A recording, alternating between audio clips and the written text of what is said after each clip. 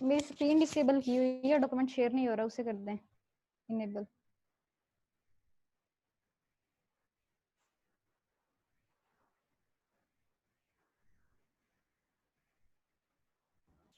ठीक है, आप कर लें, आप कर दिया उसको।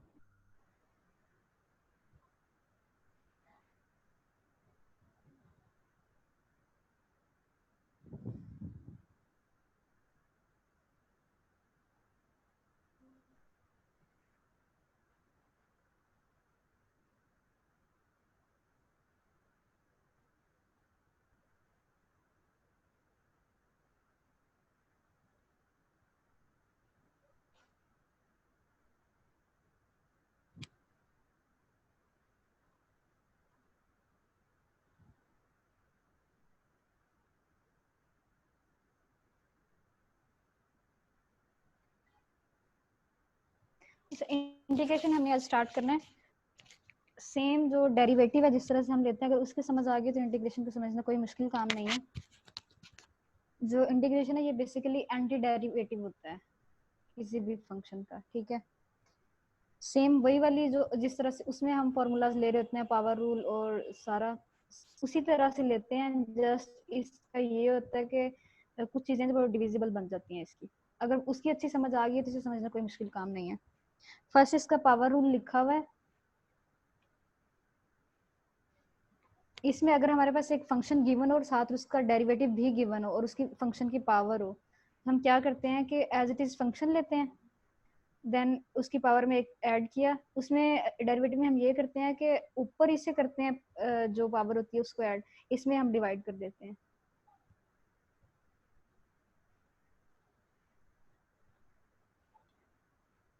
सेम उसी तरह से है ये भी।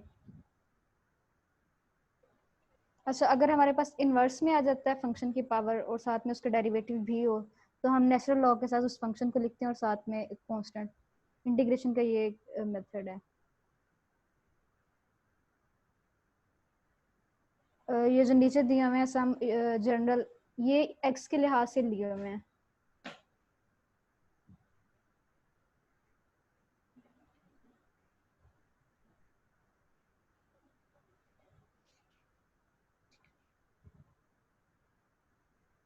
लोग ऐड हो जाएं तो मैं इसे कंटिन्यू करती हूँ। अच्छा, इसमें देख लें अगर आपके पास ऐड हो रहे हैं तो मेरे पास क्योंकि शो नहीं हो रहे, या आप मुझे एडमिन बना दें ताकि मैं उनको मैं ऐड कर सकूँ। तो ये डॉक्यूमेंट शेयर रहेगा ना? जी जी, वो शेयर रहेगा। ये ले। ठीक है जी। अच्छा सही है। ये जो नीचे दिए हुए ना फॉर्मूलाज, ये हैं एक्स के लिहाज से। अगर हमारे पास फंक्शन आ जाता है तो सेम वही वाली चीज रहेगी। सेकंड भी इसका सेम उसी तरह से है कि ये 1/x है, तो हमारे पास जो फंक्शन है जब हम इसे ऊपर लेके जाएंगे तो इसकी पावर -1 हो जाएगी। तो इस पे सेकंड रूल अप्लाई होगा कि अगर -1 और साथ उसका डेरिवेटिव, अगर इसका डेरिवेटिव लेते हैं तो 1 आएगा, तो इसका मतलब है इसके साथ है ये। तो ln यानी कि natural log then function x है हमारे पास +c। अगर फंक्शन के साथ कांस्टेंट आ जाता है, कांस्टेंट को बाहर निकालेंगे, एज इट इज उसे लिखेंगे और जो फंक्शन होगा उसका इंटीग्रल ले लेंगे, ठीक है। और अगर प्लस माइनस में आ जाते हैं दो या दो से ज्यादा फंक्शन, तो उसे जिस तरह से वो सीरीज में स्टेप बाय स्टेप एक के बाद दूसरा उनके इंटीग्रल्स लेने हैं। ये ट्रिग्नोमेट्री के फार्मूलाज हैं। फार्मूलाज को मुझे लगता है कि कोई एक्सप्लेन करने की जरूरत है इनको। साइन है हमारे पास फंक्शन, ठीक है। एक्स इसका जो है वो फंक्शन है। इसका जब हम लेते हैं तो -cos x आ जाता है। अगर हमारे पास x की जगह पे कोई और आ जाता है फंक्शन, फॉर एग्जांपल थीटा आ जाए या 2x भी आ सकता है, जो भी आएगा तो उसका डिवाइजिबल कर देंगे। फॉर एग्जांपल यहाँ पे तो x था तो हम नहीं करेंगे, अगर कोई और कांस्टेंट आ जाता है तो डिविजिबल कर देंगे उसका। cos का भी इसी तरह से, सीकेंड का भी। सीकेंड का अगर हम लें सीकेंड स्क्वायर का तो वो 10x आता है, कोसेकेंड स्क्वायर का -cot x आ जाएगा साथ में कांस्टेंट। सीकेंड का ये सारी चीजें वैसे याद रखने वाली हैं, इनमें कोई प्रूफ्स वगैरह तो करने नहीं है। अच्छा, जब हमारे पास फंक्शन आता है ना, इसमें थोड़ा ट्रिकी है कि फंक्शन हमें कभी वो सीधा नहीं देता कि सिंपल फंक्शन दे दिया। डेरिवेटिव में ये करता है कि वो सिंपल फंक्शन देता है, देन उस पर सिंपल एक रूल अप्लाई करना होता है जो हम कर लेते हैं। इंटीग्रेशन में ऐसा नहीं होता। इंटीग्रेशन में ये होता है कि कॉम्प्लेक्स करके कोई भी फंक्शन दे देगा वो, तो पहले तो हमें उस फंक्शन के नेचर को अंडरस्टैंड करना होगा कि ये किस रूल को फॉलो कर रहा है। हमें उसको मतलब थोड़ा सा आगे पीछे चीजें करके जैसे किसी फॉर्म में ले आएंगे, देन देखेंगे तो वो डायरेक्ट उसका एक ही फॉर्मूला से इंटीग्रेशन हो रही होगी। अच्छा, इसी तरह से ये ten square, coat square, sine square simple है इनके भी, ये याद करने वाली चीजें हैं। देन इनवर्स ट्रिग्नोमेट्री के फॉर्मूलाज आ गए। हाइपरबोलिक इनके कम आते हैं वैसे क्वेश्चंस, क्योंकि अगर हम ट्रिग्नोमेट्री या उस अलजेब्रिक या लॉग उनके भी लें तो वो भी काफी कॉम्प्लेक्स हो जाते हैं, तो इतना टाइम तो होता नहीं है हमारे पास। आ भी सकता है वैसे, ये नहीं है कि नहीं, कम से कम फॉर्मूला तो आपको आना ही चाहिए। अच्छा, ये एक्सपोनेंशियल के हैं फंक्शंस, ये काफी ज्यादा आ जाते हैं लॉग और एक्सपोनेंशियल के। अगर तो हमारे पास हो एक्सपोनेंशियल के पावर में फंक्शन, ठीक है, साथ उसका ये भी होता है कि उसका डेरिवेटिव भी हो, क्योंकि यहाँ पे इसका अगर डेरिवेटिव लेते हैं तो 1 आता है, तो इस वजह से यहाँ पे मेंशन नहीं है। अगर इस सूरत में आ जाए तो उसका इंटीग्रेशन होगा कि एज इट इज उस फंक्शन को जो भी उसकी पावर में लिखा हुआ है एक्सपोनेंशियल की, उसे वैसे ही लिखेंगे, और डिविजिबल में उसका इंटीग्रेशन नहीं, सॉरी, डेरिवेटिव ले लेंगे, ठीक है। सेकंड में भी इसी तरह से है, अगर सिंपल कोई भी, सेम वही चीज है ये। अगर ये यहाँ पे थर्ड में देखें, ए है कांस्टेंट, हमारे पास कांस्टेंट की पावर में आ जाता है फंक्शन, तो तब क्या होता है कि एज इट इज उससे भी वैसे ही लिखना है, फंक्शन का अलग से ले लेना, देन कांस्टेंट के साथ एलन लगा देना, यानी कि नेचुरल लॉग। फोर्थ भी सेम इसी तरह से ही है, वहां पे हमारे पास फंक्शन था और यहाँ पे अगर एक्स है तो एक्स की पावर वैसे 1 होगी, तो इसलिए वो डिविजिबल में 1 नहीं यहाँ पे शो हो रहा। हेलो जी, अच्छा आवाज़ आ रही है मेरी यहाँ पे? जी अच्छा जी। अच्छा, यहाँ पे जितने भी लोग हैं ना, आपसे एक रिक्वेस्ट है कि अगर कोई क्वेश्चन हो वगैरह हो, यानी कि आप सब लोग, जाहिर सी बात है कि आप एफएससी तो नहीं करने आए यहाँ पे आए हुए, तो अगर यहाँ पे किसी का क्वेश्चन वगैरह होता है तो वो भी डिस्कस कर लिया करें। दूसरा, अगर किसी ने कोई इनपुट देनी हो, यानी कि अब आपने इंटीग्रेशन सारी वो चीज़ें जो कि पहले की हुई हैं, तो वो भी जो है ना आप ऐड कर दिया करें, ताकि एटलीस्ट हमें ये पता हो कि यहाँ पे जो है ना कोई अटेंटिव या कोई टेंशन से ना कोई चीज़ सुन रहा है। ये वरना हमें ये लग रहा होता है कि हम जो है ना वो खाली लोगों के सामने सिर्फ जो है ना वो स्क्रीन शो करके चला रहे हैं, तो उसका कोई फायदा नहीं है। तो इस केस में फिर कल भी हम डिस्कस कर रहे थे कि ताकि जो है ना हम सेशन को ताकि हम खत्म कर दें, कि इनका अगर कोई फायदा नहीं हो रहा तो अगर कोई क्वेश्चन वगैरह होता है वो भी आप बता दिया करें, और अगर कोई चीज़ ऐड कहीं करनी है से तो। भी कोई रिस्पॉन्स नहीं आ रहा होता तो यूं लग रहा होता है कि अकेला बंदा रूम में बैठा सिर्फ दीवारों को बोल बोल के सुना रहा है, तो ये भी थोड़ा वैसे फेड अप हो जाता है बंदा इस चीज से। अच्छा, जो इंटीग्रेशन का ना कॉम्प्लेक्स एक तो फंक्शन आते हैं, ये चीज मैं बता दूं, और दूसरी बात ये कि इतना टाइम इन पे लगता नहीं है, दिखने में है कि ये किसी ने कुछ चीज ऐड करनी है। जी जी, कर दें।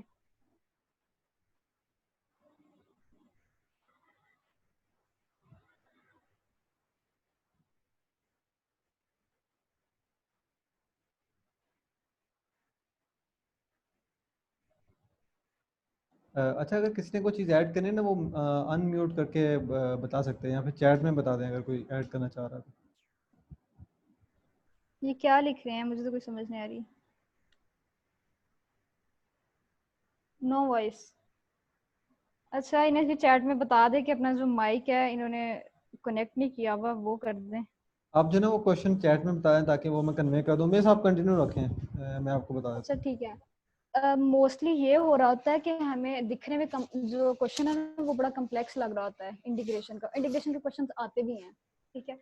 होता ये है कि वो क्वेश्चन बाज दफा तो अगर हम उसके सेकंड या थर्ड टाइम उसका इंटीग्रल लेना पड़ जाए तो हाफ तो उसकी इक्वेशन बन चुकी हुई होती है।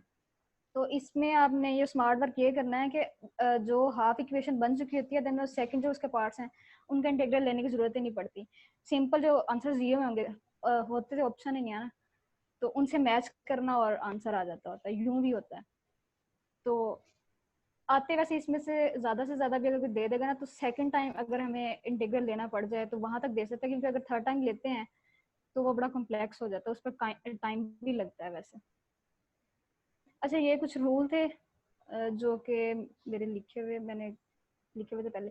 सेम वही है, ये पावर रूल है, ठीक है। सेकंड पे वही कि अगर हमारे पास जो फंक्शन की पावर आ जाए तो वही चीज लिखी हुई है। अच्छा देन वो थर्ड वाला कि हमारे पास ln का फंक्शन किस तरह से बनता है कि अगर ऊपर हमारे पास वो हो डेरिवेटिव और नीचे उसका फंक्शन हो तो ln की फॉर्म में हम देन हम फंक्शन को लिखते तो वो उसका इंटीग्रल आ जाता है। अच्छा अगर हमारे पास फंक्शन इस तरह से दिया हुआ हो, फंक्शन को अंडरस्टैंड करना बहुत इंपॉर्टेंट है इंटीग्रेशन में। हमारे हमने सिर्फ ये देखना होता है कि फंक्शन के साथ अगर उसका डेरिवेटिव है या नीचे है तो हमें किस तरह से उसे करना है। अगर ऊपर हमारे ये ट्रिक टू सॉल्व इंटीग्रेशन की मैं बात करी हूँ, इसका जो फर्स्ट वाला रूल है, अगर हमारे पास ऊपर हो फंक्शन का डेरिवेटिव और नीचे हो 1 प्लस फंक्शन का स्क्वायर, तो हम इसे इस तरह से करते हैं कि टेन इनवर्स आ जाता है देन उसके साथ फंक्शन और कांस्टेंट। अगर टेन इनवर्स का हम लोग रिवर्स लेते हैं तो माइनस कोट एक्स आ जाता है। सिंपल सी बात है ये। अच्छा जो सेकंड वाला इसका रूल है वो अगर हमारे पास फंक्शन का डेरिवेटिव हो और उसके डिविजिबल में अंडर रूट के साथ 1 माइनस फंक्शन का स्क्वायर हो तो साइन आएगा उसका, सिंपल साइन इनवर्स।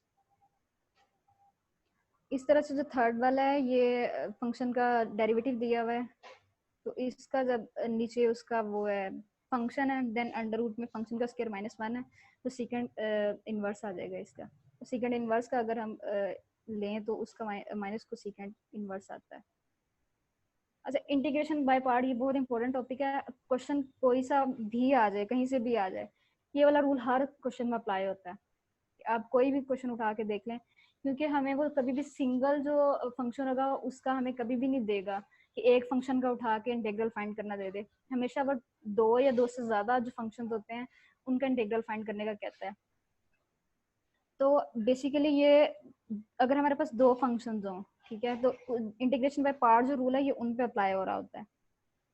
ये थोड़ा सा जरा ट्रिकी है, जरा समझने की कोशिश कीजिएगा। अगर हमारे पास दो फंक्शन दिए हुए हैं dx में, उसका इंटीग्रल फाइंड करना है तो हम क्या करेंगे, fx फाइंड करेंगे।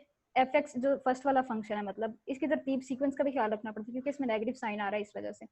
फर्स्ट वाला फंक्शन एज इट इज आएगा और जो सेकंड फंक्शन है ना उसका वन टाइम इंटीग्रल आएगा g ऑफ x dx जो लिखा हुआ है। जो फंक्शन g है उसके साथ जो dx लिखा हुआ है ना वो इंटीग्रेशन को शो करवा रहा है। First function as it is आएगा और सेकंड का हम इंटीग्रल लेंगे देन माइनस का साइन। अब जो नेक्स्ट है ना ये डबल इंटीग्रल क्यों लिखा हुआ है, क्योंकि जो हमारे पास सेकंड फंक्शन होता है उसका हम 2 टाइम्स इंटीग्रल ले रहे होते हैं। ठीक है, आगे मैंने एक एग्जांपल की हुई है कि जब हमारे पास फर्स्ट टाइम में आ जाता है, जब हम पहले में दो फंक्शंस को सॉल्व कर रहे हैं तो ऑब्वियसली जी ऑफ एक्स का हमारे पास इंटीग्रल आगे तो डायरेक्ट हम उठा के वहां पे लिख देते हैं, फिर वो हमें एक दिख रहा होता है। डबल वाला वो जो एक स्टेप बढ़ाने वाली बात है बस। ठीक है, देन उसके बाद आता है फर्स्ट फंक्शन का डेरिवेटिव। अच्छा इंटीग्रेशन बाय पार्ट्स में दो ही आते हैं हमेशा हमारे पास, या तीन भी आ जाते होते हैं वैसे तो, लेकिन दो वाला ही देता है क्योंकि तीन वाला एक तो टाइम कंज्यूम करता है। फिर फंक्शन हमें पता है हमारे पास 5 फंक्शन है टोटल। ठीक है, इनवर्स के आते हैं, लॉग के आते हैं, देन अरिथमेटिक है एंड ट्रिग्नोमेट्री और एक्सपोनेंशियल। अगर ये आ जाते हैं किसी भी इक्वेशन में दो फंक्शंस हो, फॉर एग्जांपल ट्रिग्नोमेट्री का दिया हुआ है या साथ में एक्सपोनेंशियल दिया हुआ है, तो हमें इसे फर्स्ट किसको बनाना है और सेकंड किसको बनाना है उसके लिए ये रूल है आई लेट जो लिखा हुआ है। जिस तरतीब से ये चल रहे हैं ना कि फर्स्ट पे इनवर्स, सेकंड पे लॉग, थर्ड पे अरिथमेटिक, इसी तरतीब से करना है। अगर तो हमारे पास आ जाता है ना ट्रिग्नोमेट्री और एक्सपोनेंशियल का, एक्सपोनेंशियल स्टार्ट में लिखा हुआ है तो हम कभी भी उसे फर्स्ट फंक्शन नहीं बनाएंगे, हम हमेशा उसे सेकंड ही बनाएंगे, सेकंड फंक्शन से ट्रीट करेंगे। ठीक है, ये बात समझ आ गई है?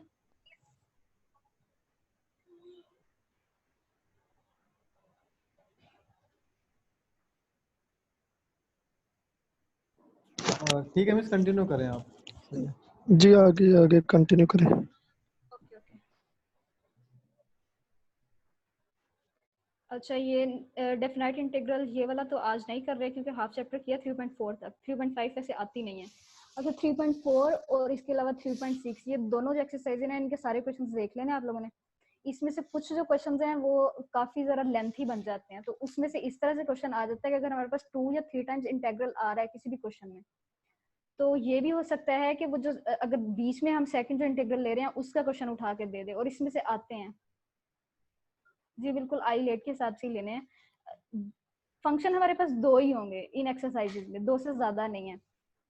ऑब्वियसली ये इंटीग्रेशन बहुत बड़ी है, फील्ड है एक, तो इसमें 3 हो सकते हैं, लेकिन जो हमारा है ना जिस पे हम टेस्ट तैयार करें वो उसमें सिर्फ 2 ही फंक्शन आते हैं। 2 फंक्शन इसी तरह से आईरेट के रूल से सिलेक्ट करने होते हैं, लेकिन देन जब हम उन्हें सॉल्व कर रहे होते हैं ना बाय पार्ट्स, और जो फंक्शन का जब हम डबल इंटीग्रेशन लेते हैं, अगेन उस कुछ क्वेश्चंस ऐसे भी हैं, बल्कि काफी ज्यादा क्वेश्चंस ऐसे हैं जिनका डबल इंटीग्रेशन लेना पड़ जाता है। तो क्वेश्चंस आपने सारे देखे हैं 3.4 और 3.6 के।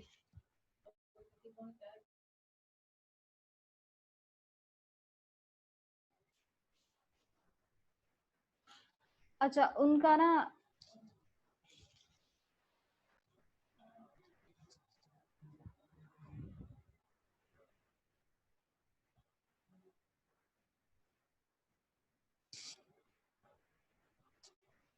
बिल्कुल इसके क्वेश्चंस आते हैं। अगर आप कॉम्पिटिटिव जितने भी एग्जाम्स हैं जिसमें इंटीग्रेशन इन्वॉल्व है, ये 3.4 और 3.6 में से ही आते हैं क्वेश्चन, तो इन्हें लाजमी कर लीजिएगा, ये बहुत इंपॉर्टेंट है। इसके अलावा कहीं आते नहीं, क्योंकि जो पिछले वाली इसके 3 एक्सरसाइजेज हैं वो काफी इजी हैं, उनमें तो सिंपल से जो दिए हुए हैं अरिथमेटिक ऑपरेशंस हैं या उन्हें सॉल्व करना है, उनके इंटीग्रल्स लेने हैं।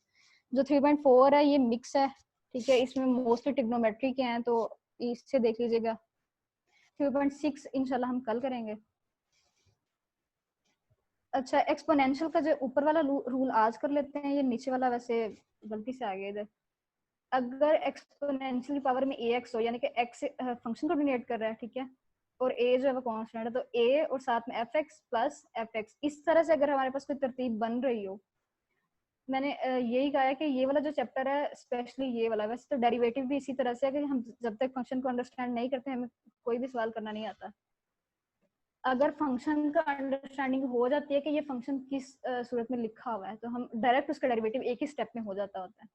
अगर इस सूरत में हो फंक्शन की एक्सपोनेंशियल की पावर में ax, then into a f into x plus f into x dx, तो हम क्या करते हैं कि एक्सपोनेंशियल एज इट इज जो लिखा हुआ है और फंक्शन जो है वो साथ लिख देते हैं प्लस c कांस्टेंट। ठीक है, ये समझ आ गई है?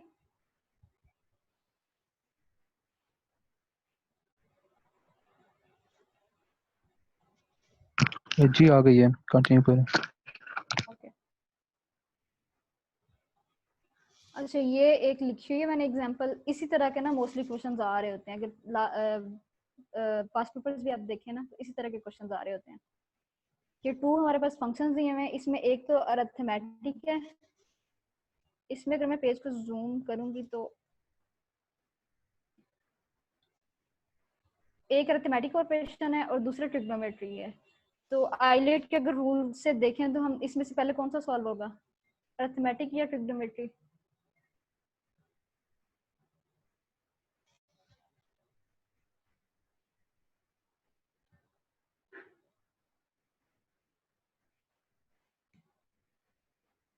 अच्छा, इसमें जो फर्स्ट फंक्शन है वो अरिथमेटिक, बिल्कुल अरिथमेटिक का ठीक है। जी जी अरिथमेटिक को किया, उससे एज इट इज लिखा।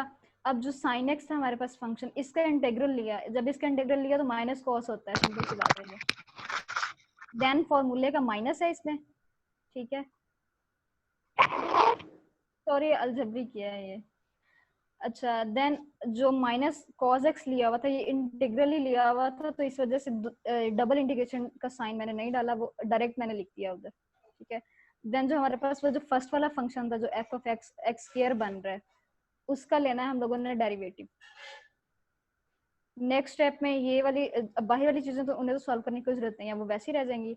इंटीग्रेशन के जो अंदर वाला, जो इंटीग्रल के अंदर वाला पार्ट है वो सॉल्व करने की जरूरत है। तो एक्स का स्क्वायर जो है इसका डेरिवेटिव लेंगे तो 2x आ जाएगा, और जो माइनस उसके साथ माइनस है उसे बाय लेंगे तो वो प्लस में हो जाएगा। अब अगेन हमारे पास इंटीग्रेशन के अंदर 2 फंक्शंस बन गए हैं, x और cos x। इनको फिर अगेन हम बाय पार्ट सॉल्व करते हैं, इन्हीं की मैं बात कर रही थी। इस तरह के क्वेश्चन किसी भी किस्म का आ जाए, ये जो बाय पार्ट रूल है ये मस्ट अप्लाई होता है। अच्छा, अगेन हम इस पे वो x को एज इट इज लिया, देन cos का जो लिया इंटीग्रल, तो वो sin x आ जाएगा। देन इंटीग्रल का जो पार्ट आएगा उसमें भी वो sin x as it is लिखा। x का अगर मैं डेरिवेटिव लेती हूँ तो 1 आता है, तो लिखा नहीं गया, डायरेक्ट वो कर दिया हुआ है, ठीक है। सेकंड लास्ट स्टेप में ये है कि जो इंटीग्रेशन के अंदर वाला पार्ट है उसमें एक ही फंक्शन था, उसका इंटीग्रल लिया तो माइनस कॉस एक्स आ जाएगा। सिंपल इसे सिंपलीफाई किया इक्वेशन को, बस यही कुछ है इसमें। अच्छा ये 3.4 तक हम लोगों ने कर लिया। 3.5 के क्वेश्चंस आते नहीं है, वो जो पार्शियल फ्रैक्शन और ये वो, क्योंकि वो काफी लेंथी प्रोसीजर है। 3.4 और 3.6 में अगेन कह रही हूँ तो बहुत इंपॉर्टेंट है। इनमें से कुछ भी मत छोड़िएगा, इंटीग्रेशन का जो सारा पार्ट है ना इसमें से कवर हो जाता होता है। अच्छा ठीक है मैम, एक बात पूछनी थी, जी। आपके पास कोई इस तरह की इंटीग्रेशन सोल्व की हुई है जिस तरह होता है कि साइन क्यूब एक्स आ गया या सेकंड क्यूब एक्स, इस तरह के क्वेश्चंस आते हैं या नहीं? आते हैं इस तरह के, उस पे ना फिर वो फॉर्मूला लगता होता है, हमें फंक्शन को सिंपलीफाई पहले करना पड़ता है, उस पर डायरेक्ट हम नहीं करते अप्लाई इंटीग्रेशन। इस तरह के क्वेश्चन आते हैं, मैंने देखे भी हैं, वैसे पेपर में नहीं देखे, मतलब वैसे प्रैक्टिस करते हुए देखे थे मैंने। तो वो जो क्यूब का फॉर्मूला लगता है उसके अकॉर्डिंग हम खोलते हैं, देन उसके अंदर फर्दर हमारे पास वो जो बनते हैं फंक्शंस बन जाते हैं। सारे उसमें से पॉजिटिव के आते हैं या नेगेटिव के आते हैं, बस उसमें से एक ही है जिसपे अगेन हमें वो बाय पार्ट्स का रूल लगाना पड़ता है, फिर वो एक बच जाता है, उससे सॉल्व करना इजी होता है। सही, ओके, थैंक यू। अच्छा अगर किसी को ये लग रहा है ना कि हम बड़े स्लो चल रहे हैं, हाफ चैप्टर किया है या कल इसका हाफ ये भी खत्म हो जाएगा, तो उसके लिए मेरी ये सजेशन है कि आप ना पैरेलल सब्जेक्ट्स को लेके चलें साथ ही, मतलब जो अपने कोर सब्जेक्ट्स हैं उनको भी साथ साथ करते जाएं, तो आपका टाइम जो है ना वो वेस्ट नहीं होगा, क्योंकि हम लोग इसी तरह से कर रहे हैं। ठीक है, और इंटीग्रेशन काफी इंपॉर्टेंट है। देन कॉनिक सेक्शन हो गया,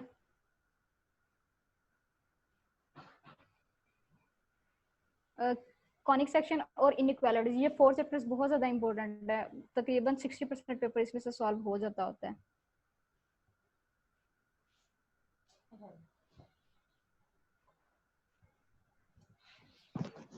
मैम डिफरेंशियल इक्वेशंस का चैप्टर हो गया या अभी करना है? वो जो लास्ट में डेरिवेटिव पे किया ना वो वही था, ये बेस है उसकी। डेरिवेटिव बिल्कुल आसान है, उसका कोई इतना मुश्किल है नहीं। इंटीग्रेशन में ट्रिक्स यूज होती हैं। ठीक है, अच्छा एक और मुझे ट्रिक देनी थी आप लोगों को, कि होता ना इस तरह से कि हमें लग रहा होता कि ये बड़ा कॉम्प्लेक्स क्वेश्चन है, होता नहीं है बेसिकली वो। हम ना हर जो भी क्वेश्चन आता है ना उसमें से ये सोच रहे होते हैं कि इस पे फॉर्मूला कौन सा लगेगा या इस पे कौन सी ट्रिक लगेगी। असल में इसमें से ना मैथ में से काफी ज्यादा कॉमन सेंस के क्वेश्चंस आते हैं कि आप ऐसे यूं पकड़ते हो उसे। सिर्फ अगर बेसिक फॉर्मूला आपको पता है, जिस तरह से वो प्रोबेबिलिटी वाला चैप्टर है, उसमें से एक क्वेश्चन है वो बड़ा वायरल हुआ था और बहुत सारे लोगों ने मुझसे पूछा भी है, जिसमें वो ना टू उसने ग्रुप्स का बताया हुआ था कि इनकी अलग अलग से प्रोबेबिलिटी लेनी है, देन इनको कंबाइन करना है। उसके लिए फिर ना सभी लोगों ने क्या किया कि हर बंदे ने ना अलग से उसका फार्मूला ढूंढना शुरू कर दिया। ठीक है, उसका वो फार्मूला भी बड़ा वायरल हुआ है वैसे। असल में होता ये एक बड़ा कॉमन सेंस का क्वेश्चन था। होता ये है कि हमें सिर्फ ये अंडरस्टैंड करना होता है कि अगर हमारे पास टू फंक्शंस की प्रोबेबिलिटी फाइंड करनी है तो सिंपल अगर हम उन्हें अलग अलग लेके भी कंबाइन करते हैं तो वो एक ही चीज आएगी, इतनी सी बात थी। उसके लिए क्वेश्चन है ना, तो हमें हमेशा से यही है कि इस पर कौन सा ट्रिक लगेगी, कौन सा फॉर्मूला लगेगा। अगर आप कॉमन सेंस यूज करें तो ज्यादा इजी हो जाता है इसको सॉल्व करना। इंटीग्रेशन थोड़ी ट्रिकी है, डेरिवेटिव तो बिल्कुल ही आपकी कॉमन सेंस पे ही है, डिपेंड करती है। ठीक है, और किसी ने कुछ पूछना हो तो पूछ लें।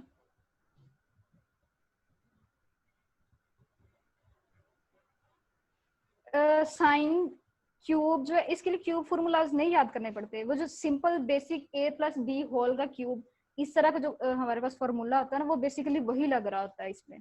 इसके अलग से कोई फॉर्मूलाज नहीं है कि साइन के ट्रिग्नोमेट्री के क्यूब के फॉर्मूलाज हों, इस तरह से नहीं होता। सब्स्टिट्यूशन हम लोगों ने कल करनी है, 3.6 में है। अगेन वो वाली एक्सरसाइज बहुत इंपॉर्टेंट है और इसमें भी काफी ज्यादा ट्रिकी थिंग्स हैं। अच्छा ये जो इंटीग्रेशन बाय पार्ट्स है, ये रूल सबको समझ नहीं आता, अगर अभी भी किसी को नहीं समझ आता तो दोबारा रिपीट कर देती हूँ, लेकिन मैंने ये काफी आसान लिखा हुआ है, बुक में पता नहीं और हिसाब से दिया हुआ था और उसे समझना काफी था जरा ट्रिकी।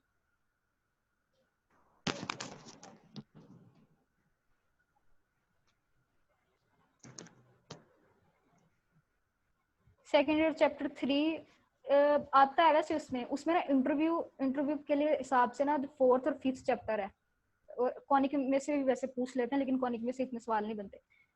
इंटरव्यू के हिसाब से बहुत पूछते हैं वो। इनइक्वालिटीज वाला चैप्टर और जो ट्रिग्नोमेट्री ज्योमेट्री है शायद इस तरह की नेम है उसका। अच्छा इसी क्वेश्चन नेचुरल लॉग की ना जी जी 3.4 का आप करेंगे तो उसमें नेचुरल लॉग के बहुत ज्यादा क्वेश्चंस हैं। नेचुरल लॉग के आते हैं क्वेश्चन।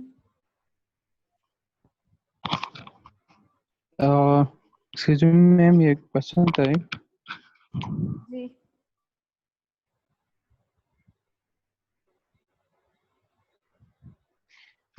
ये कभी कभी क्वेश्चंस आते हैं। एक क्वेश्चन ये पिछले पेपर्स में आया था, sine raise to the power 8x minus cos raise to the power 8x divided by 1 minus 2 sine square x into cos square x dx।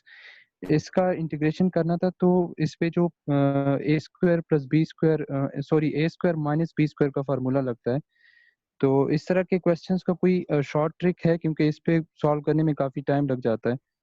अब जो साइन रेज अच्छा, to power 8x minus cos raise to power 8x को आप उस पे 2 दफा a minus B whole ऐसे square का फार्मूला लगता है। इस तरह के क्वेश्चंस को हम लोग पता क्या करते हैं कि हम ना उसका जो डिवाइजर है ना वो ढूंढ लिया करते हैं कि हमारे पास ये जो 3 ट्रिक्स पढ़ी हैं हमने कि हमारे पास अगर फंक्शन ऊपर हो देन उसके डिवाइजर में डेरिवेटिव हो, तो हम ना कुछ भी ऐसा करके कि बाहर उसे मल्टीप्लाई कर दिया देन अंदर भी उसे मल्टीप्लाई करके डेरिवेटिव और जो इनवर्स है उसके हिसाब में डाल के तो हम उसका डायरेक्ट ढूंढ लिया करते हैं। 3.4 आप करेंगे ना उसमें सारी हैं ये ट्रिक्स। समझ आई है मेरी बात की?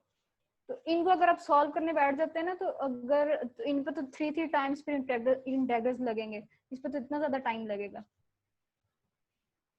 और कोशिश किया करें कि कोई भी क्वेश्चन सॉल्व करते आपको सिर्फ 20 सेकंड्स लगे। अगर अब 20 सेकंड लगते हैं तो ऑब्वियसली जब आप पेपर दे रहे होंगे तो तब तो क्वेश्चन न्यू होते हैं सारे, तो उसे 40 सेकंड्स तो आराम से लग जाएंगे। और अगर 40 सेकंड्स का आप एस्टिमेट रखते हो तो 60 सेकंड लग जाते होते हैं। अच्छा और एक और बात कि ये नहीं है कि हम लोग हाफ चैप्टर कर रहे हैं या इस तरह से, क्योंकि हम लोग अपने जो दूसरे सब्जेक्ट्स हैं ना वो भी साथ ही प्रिपेयर कर रहे हैं, तो उन पे काफी ज्यादा टाइम लग रहा है। ऑब्वियसली वो 50 मार्क्स का है जो हमारा मेजर है, उसके लिए हमारे पास कोई 7-8 बुक्स होती हैं, तो उन पे हमें ज्यादातर अब ये 20 मार्क्स का है मैथ, तो इस पे हम एक ही दिन में 4 चैप्टर करवा के एक तो बंदा बहुत फेडअप हो जाता है एक ही चीज को करके। अच्छा इसमें ना मुझे एक दो लोगों रिलैक्स के रहें, ठीक है। टेक्स्ट मैसेज आए थे कि वो कह रहे थे कि आप जो है ना वो मैथ करवा रहे हैं तो फिजिक्स कब स्टार्ट करेंगे, केमिस्ट्री कब स्टार्ट करेंगे और सीएस वगैरह के। तो ये जो है ना हम सिर्फ जनरल के ऊपर फोकस कर रहे हैं, बाकी हम जो है ना अपने सारे जो सब्जेक्टिव कोर्सेज हैं हर कोई अपना अपना प्रिपेयर सेपरेट कर रहा है। तो अगर वो सेशन आपने करवाना है तो आप देखें, अगर कोई करवा रहा है कंडक्ट, लाइक मैं जो है ना वो पावर से रिलेटेड या इलेक्ट्रॉनिक से रिलेटेड करवा रहा हूँ, और बाकी मिस जो है ना वो सीएस से करवा रही हैं, तो अगर इस तरह से जो नेक्स्ट है ना वो हम नहीं करवा रहे हैं, ये सिर्फ जनरल के ऊपर ही है, तो उनको भी पैरेलल जो है ना वो आप साथ लेके चलें इसको भी। हाँ, अगर बाकी सब्जेक्ट से अगर 3-4 सब्जेक्ट का बस स्टार्ट कर देते हैं ना तो 3-3 2-2 या एक या टॉपिक्स हर सब्जेक्ट का करते जाते हैं साथ, इस तरह से प्रिपरेशन भी इजी हो जाती है और चीजें मैसी भी नहीं होती हैं। अगर मैं एक ही दिन में मैथ के 3 चैप्टर करवा दूं तो सारा कुछ मैसी हो जाता है, करवाते हुए खुद हो जाता है, ये तो फिर करने वाले से तो फिर ठीक है। और किसी ने कुछ पूछना है? ठीक है। 50% पेपर जो है ना वो कॉमन सेंस पे है, मैथ्स का भी और फिजिक्स का भी। वैसे अगर आप हर सवाल के लिए फॉर्मूला या उसके लिए कोई ट्रिक ढूंढेगा तो वो आपको मिलेगा भी नहीं। अगर अपने माइंड को यूज करते हुए उससे सवाल को जरा गौर से देखते हैं ना, कुछ आधे से ज्यादा क्वेश्चन ऐसे ही सॉल्व हो जाते हैं। अच्छा मैं ना आपको इस मैथ की बताता हूँ कि किस ठीक। तरह से इसके क्वेश्चन आते हैं। इसके ना जो क्वेश्चन आते हैं ना प्याज के अंदर, वो दो तरह से क्वेश्चन पूछते हैं। एक वो पूछते हैं थिंकिंग एबिलिटी, वो थिंकिंग एबिलिटी कहाँ चेक कर रहे होते हैं, वो पूरी जो होती है ना स्टेटमेंट क्वेश्चन की मैथ की, वो उसके अंदर देख रहे होते हैं कि इस बच्चे को जो है ना वो समझ आ गई क्वेश्चन की या समझ नहीं आई। और सेकंड जो 50% होता है ना वो आपके फार्मूला वगैरह होता है, कंसेप्ट होता है, तो उसके क्वेश्चन जो है ना वो ये दो चीज़ों के ऊपर बेस कर रहे होते हैं, मैथ के और फिजिक्स के।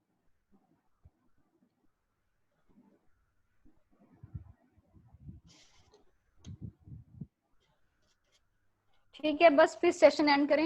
ये हाफ चैप्टर ही किया है, बाकी हाफ चैप्टर हम कल करेंगे। उसमें सिर्फ 3.6 इंपॉर्टेंट है और वो थोड़ी सी है भी जरा मुश्किल, उससे ज्यादा टाइम दे लेंगे। इसमें अगर ठीक है किसी का फिर, ओके। क्वेश्चन वगैरह है तो बता दें, ताकि फिर हम इसको जो है ना अभी एंड कर देते हैं सेशन को। चलें ठीक है, नहीं है चले। अच्छा जी जी जी, अगर है किसी का क्वेश्चन तो।